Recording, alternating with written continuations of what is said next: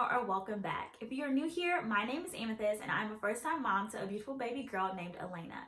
Here on my channel, you can find all things motivation, lifestyle, and motherhood. So if that is something that interests you, please make sure you hit that big red subscribe button and the notification bell so that you never miss when I post new videos. I would love to have you join my Fempire family here on YouTube. Y'all, before we even get into today's video, and today's video is a good one, like I want to pat myself on the back for this one, but before we even get into today's video, I know y'all see this beautiful headband, like I know y'all see it. So my amazingly talented, beautiful friend Carolyn has an Etsy shop, you guys, that I will make sure I leave a link for her shop down in my description box so that you guys can check it out. But she makes some of the best pieces. It shipped to me so quickly. It might have shipped either the day that I ordered it or the next day, and it got to me super fast. But what I love most about these headbands is that normally when I wear a headband, I don't know about you guys, but it's always so tight, like right here around my ears. And so I can't wear it for very long and it starts to give me a headache. This one I've had on literally all day and it's not bothering me at all. It is so comfortable. I ordered like 4. I got a pink one, a red one, this one, and a black one. And you guys might not be able to see like in this video, but they actually have like sparkles on them. They are so pretty. She has a bunch of other top knot headbands. If you love Harry Potter, make sure that you check out her Etsy shop because she has Harry Potter shirts, sweatshirts, Harry Potter headbands.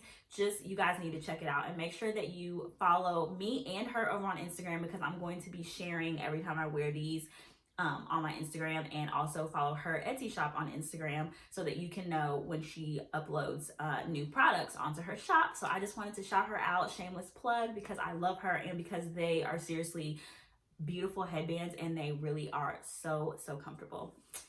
So let's get into this video, y'all. I don't know about y'all, but I grew up spoiled, okay? I was, first of all, an only child for 11 years of my life. My brother was not born until I was 11. So I pretty much had all my parents' love for like the better half of my childhood. And I also was the first grandchild on both sides of my family, my mom's side and my dad's side. And I was a little girl. So I was like super spoiled. So the word no, like I was that, like if you guys have seen that meme, I'm that person that's like, what do you mean no? I barely heard no. I pretty much got anything that I wanted. I definitely had everything that I needed growing up. So no was just like, what? So if I heard no, I was definitely the person like, what do you mean no?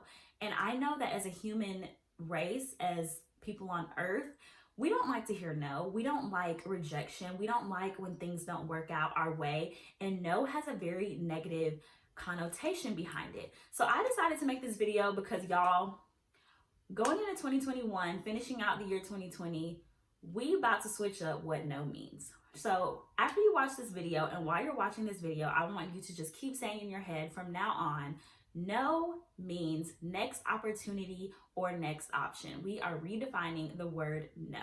Y'all, every human being hates rejection. Every human being hates the word no. We have a fear of the word no. We have a fear of rejection. Like, honestly, just think about it. So for example, think about that time where you applied for a job and maybe you got that email or you got that phone call and you know the interviewer is like, sorry, we've decided to go in a different direction, but we wish you the best. Or maybe you stepped out of your comfort zone, sis, and you decided to shoot your shot with this dude that you've had your eye on for a minute, and girl, that thing was an air ball, or he blocked it before it was even in the air. That hurts, right? Like you feel horrible. So then you start with the negative self-talk. I'm not smart enough.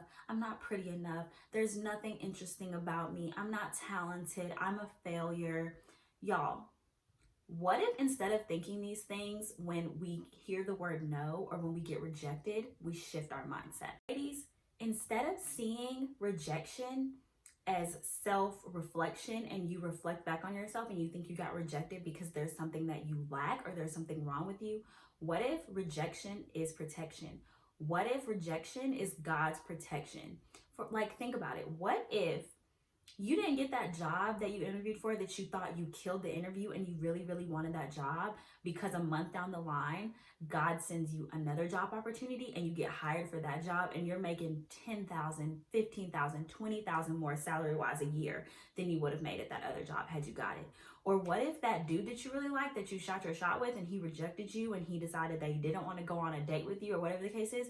What if you find out later down the line that he can't stay in a relationship for anything in the world because he's abusive and he's narcissistic and he's cocky and he's rude? And what would you think? You'd be like, whew, thank God I dodged a bullet, right? Apply that when you feel rejection. Think of it as protection. Think of it as God is protecting you. Instead of asking questions like, what's wrong with me? Why can't I do anything right? Why am I not smart enough? Why didn't I get this job? Why didn't they pick me? And letting all that self-doubt and insecurity creep in, start to ask yourself questions like, what is this teaching me? How can I grow and learn from this experience? How can I grow and learn from this rejection? What is this rejection protecting me from, either right now in that instant moment, right when the rejection happened, or maybe in the future?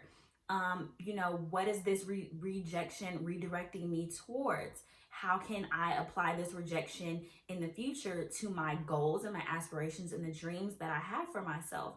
I think if you shift your mindset that way, rejection won't be so hurtful, and it won't be such a reflection of who you are on the inside, but it will just be more of a redirection of where you need to go in your life. Because now, if that opportunity, that option did not work out, what does no mean? Next option, next opportunity. So now at least you're not hitting a dead end. You've just been redirected through being rejected. So I'm sure that I've said this in a video before, or maybe I've said it on my Motivational Monday tips on Instagram, but I do not like to just say I failed. So my next point in this video about, the word no and about rejection is that we need to look at failure as feedback. You guys, there is no one, maybe not no one, but there is a very little chance that anyone who has ever achieved any type of success in anything that they have done, that they did it perfectly, that they did not experience some type of setback, some type of obstacle, that they did not make some type of mistake along the way to achieving their success or achieving their goal or their dreams or their desires, whatever the case is, whatever they wanted to achieve. There is a little to slim chance that they achieved it without making some type of mistake. So look at failure as feedback. Look at failure as saying, okay, I need to reevaluate my actions. Look at failure as saying, I need to go back and look at, maybe assess my habits, assess my business plan, assess my actions, assess my routine. And once you do that and you make maybe like little tweaks, slight changes here and there, you will see better results. You will yield better results in whatever it is that you're trying to achieve, whatever dream you're going after, whatever goal, whatever career. Maybe you need to make some changes in your business plan to, increase your sales, that type of stuff. So don't look at failure as an assassination of your character or an assessment of your abilities as if you fail because, this is not in God's plan for you, because you're not actually good at this and you're not talented, because you're not intelligent enough. All those things that when we fail, we start to tell ourselves and we start to let the insecurities and the discouragement happen. Start looking at failure as a learning experience. Like I said, failure is feedback. Look at it as what you can learn from it so that way you can take a different route the next time. Oh, what's that saying? Like wine gets better with time or something like that. But it's the same thing with failure. The more that you work at something and the more work and time that you put into your skill or your craft or, whatever your goal is, the more you're going to perfect it and the better that you're going to be at it. Y'all, I know that there are people who are overnight successes, but let's be real. The majority of us are going to have to put in hard work. Life is not easy. Success takes time. Success takes energy. Success takes dedication. I think the biggest difference between those who achieve their dreams and their goals and they make their, dream life a reality life, and the difference between those who don't are that when those who are faced with failure and rejection, they see it as a challenge and they are so committed and so faithful and have so much faith in both God and themselves to see that dream through that they keep pushing and they make little tweaks and little changes. Whereas those who don't achieve success, they get faced with an obstacle or a challenge and they just give up because they're like, this is just too hard and I can't. So y'all, from now on, when we hear the word no, we're not going to be making the What do you mean no? Face. No, we're done with that. Now you're gonna have ingrained in your brain that my good sis Amethyst said that no means next option. No means next opportunity. Now, when you get rejected or you're faced with rejection in life, you're gonna think, thank you, God, for that protection. Now, when you are dealing with failure, you're gonna think, this is feedback, not a setback. How can I learn from this? How can I grow from this? You guys, failure and rejection is life's way and God's way of telling you that you are far superior and far better than whatever it is that you are trying to settle for at that very moment. If you enjoyed today's video, please make sure you give it a big thumbs up so that I can know to continue to create this type of content for you guys. Please, please, please make sure that you look in the description box so that you guys can go shop and get some of these really cute headbands. If you have any prayer requests, as always, please make sure you leave them in the comments so that I can make sure to pray for you throughout the day and throughout the week. I love you guys so much. Thank you for watching this video, and I will see you guys in my next video. Bye, loves.